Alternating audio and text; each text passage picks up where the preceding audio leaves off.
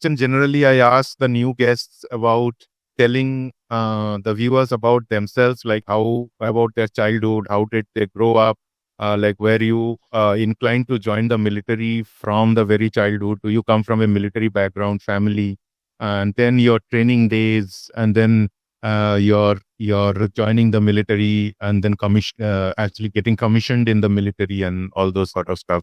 Little bit of background and journey so far. Then we'll get into the other part of. Sure. So, Sudeep, sorry to disappoint you, but there is nothing very happening about that part of my life. I was a very average kid from a average middle class family. My grandfather was a civil servant in the Bihar cadre. My father came out of Bihar, joined the state bank. So we spent quite a lot of time in MP and Rajasthan, and I kept hopping a lot of schools. In fact, I almost clocked 9 or 10 schools by the time I finished class 12th. And just when I had taken admission in the first year of graduation, doing BCom, I got a call letter for the interview, the SSB interview. And if you ask me whether I planned it, no, not really. It's a very interesting story about how I appeared for the NDA exam. So when we were in class 12th, and a lot of friends of mine were in some kind of an animated discussion and a huddle, I asked them what's going on, because I naturally was feeling left out because something was afoot and I was not aware. So they said, we are all going to Jaipur. We were studying in Jodhpur at that time. We are appearing for the NDA exam. And I said, how come I don't know about this, and what the hell is NDA? So they said, NDA is National Defense Academy. You never heard of it? I said, no, I have no idea. But you people are going to Jaipur. I'll also fill up the form. Then what are you waiting for? So I just went and bought an employment news, cut out the form from there, attached some, I think 35 rupees postal order was required to be attached. That was in 1995. And that's how I ended up traveling on that intercity express from Jodhpur to Jaipur. Went and stayed there for a day, appeared for the NDA exam on the earmarked date, and as luck would have it, I was the only guy who passed. So out of the complete group, nobody else cleared the exam. I was the only guy who passed. And trust me, I had forgotten about that exam. I had no such expectation that I would clear an UPSC exam. But then that was not all, and there was an SSB interview thereafter. So I did a bit of a preparation for the SSB interview, realizing that people, attempt it 3, 4, 5, 6 times and still don't get through. So I just went the way I was. I decided to take it as it comes. And I guess destiny wanted me to join the army. So I landed up in the armed forces. That's how it happened. So nothing pre-planned, no such great ambition as such. As far as my family is concerned, mostly it's a mostly civilian background. A couple of relatives on my mother's side had Army and Air Force background. And when they came to know that I was trying to appear for SSBA and planning to get into the armed forces, they did chip in with their word of advice and whatever guidance as elders generally do in the family. And that really helped. And I appeared once and for the last time, first and the last time, and I got through. I was very fortunate that way. And then there was no looking back, of course. I joined NDA and served, and now I'm retired. So that is my childhood in a nutshell. As far as my Aussie life is concerned, I joined NDA in the December of 1995. I passed out of NDA in December 98. 1 year thereafter, I was at Dehradun in the Indian Military Academy. 11th of December 1999, I got commissioned as a lieutenant in the Mechanized Infantry Regiment. My battalion was the 10th Battalion.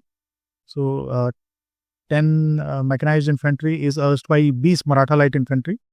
I served in various places during my career, including Kashmir, which was 3 tenures in Kashmir, in Baramulla, in Badgam, and in Avantipur. I I had the privilege to be a UN peacekeeper in South Sudan and Sudan. Thereafter, I have done my routine courses, and uh, a while before I completed my 20 years of service, I realized that I wanted to do something different, probably something which I may not be able to accomplish while being in uniform. So I decided to call it a day and move out of the uniform and join the corporate. Worked in the corporate for 4 years as a head of human resources in a Korean multinational called USM Corporation.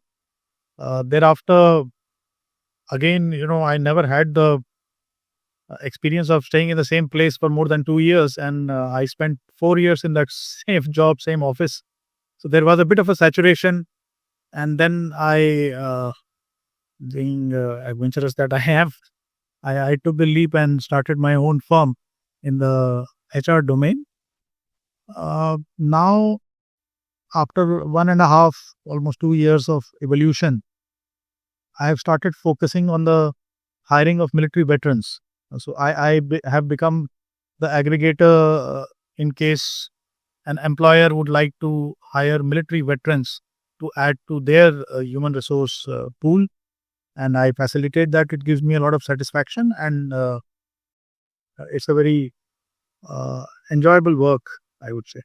So I'm still on an adventure trip. That's what it is. So that's my intro. Thank you so much for that. And I thank those friends of yours who initially maybe gave you that side that India is something and the country got a soldier like you. So I thank them and also you.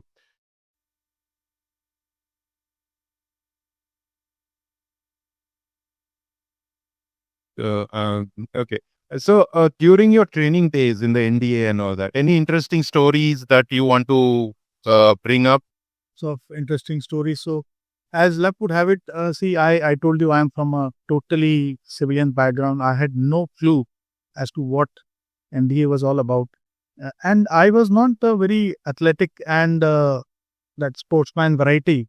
I was more into reading and music. I was a bookworm. I used to read a lot of fiction by the time I was in class 10th, 11th, 12th. And the SSB interview itself was a great experience because it went on for 4-5 days. And I still remember a very funny incident during my SSB. There are 3 people who evaluate you. So one of them is a group task officer. So the group task officer was walking along with me to the designated task area. And as a matter of conversation, they try to gauge you. I would just come out of class 12, so I had no clue what was happening. I was just flowing with the flow and not thinking too much about it. So he said, "Okay, Mayur, where are you from?" "Sir, I am coming from Jaipur." "Okay, what do you play?" So I didn't even look at him. I said, "Sir, I play the flute." So uh, I now realize that he must have laughed his heart out because he was probably asking me about what sports I play, and I had no idea what is he talking about. So I just said, I play flute and keyboard probably." So and as luck would have it, I still got through. So I would say a genuine answer got more weightage than probably a make believe answer. So that gentleman probably appreciated the honesty. Thereafter, I went to NDA and I landed up. So as there are hostels in a college, there are squadrons in NDA. So there were 15 squadrons in National Defense Academy at that time, numbered from A to O, Alpha to Oscar, Alpha, Bravo, Charlie, Delta, Echo, Foxtrot, Golf, Hunter, and that way. So I landed up in the Hunter Squad, and I had no idea what was going to hit me because it was said, and later I realized it was true, that Hunter Squad was not a run of the mill affair. So the people there were expected to be tougher than the average. Now, to become tougher, you require tougher training. And the culture, because every squadron has a culture, every organization has a fiber. And Hunter Squad, the fiber was there was zero emphasis on studies and 110% emphasis on physical training and sports. You could do whatever, but you had to be good at running, playing, boxing, etc., etc. And studies, nobody cared. I mean, you were lauded if you failed in in an exam. So that was, and the training was tough. Life was tough in the Hunter's Con. But today, I, in retrospect, realize that while the seniors were a bit harsh at that time, and while the life was a bit tough, it really molded my mind. For me, it was a transformative experience, especially because I was coming from a totally civilian background with zero understanding of these things. It was a first of its kind experience for me. It was a transformative experience. It turned my life 90 degrees, and it changed me as a person for life. It instilled certain values. It shaped my reactions and responses to situations for the rest of my life. I would say the best thing that happened was that fear went out of the window. I still remember after I got commissioned as a lieutenant, I went for the commando course, what we call the Ghatak course in the Indian Army. It is held at Commando in Belgaum. And when I went there, people were, constantly telling us, oh, it's a tough course, the life is miserable, this, that, 40, 45 days, you will forget that you are alive. And when I went there for 7 days, I realized that it was a shade better than my Hunter's Con tenure. It was still better. I'm confident as of today also that my days probably after 1.5 years in Hunter's Con, in the middle of my tenure in NDA, were tougher than what happened in the commando school. So that is how I spent my days in NDA. There were nights when I came back in a suit and I just thought I just lie down for a moment. One would be dead tired.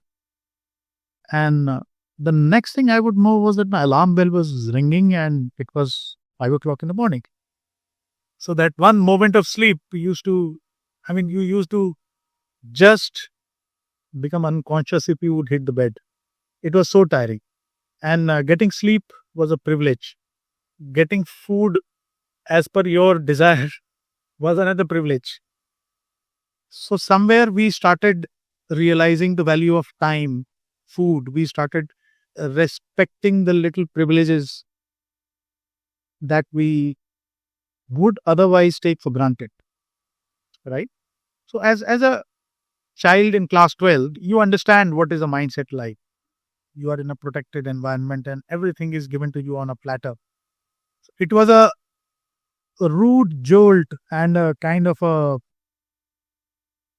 rough experience which absolutely took me out of that grid and put me in a totally different mindset. It was a transformative experience and it transformed me for life. And today I realize that the kind of camaraderie, brotherhood, the bonding that we developed in those 3 years in the National Defense Academy, later 1 year in the Indian Military Academy, that is something which is unparalleled in any educational institute as well as any organization. Because the bonds with those course mates, even today, they are stronger than what I have ever seen outside the armed forces. So that was a big gift that NDA gave to each one of us.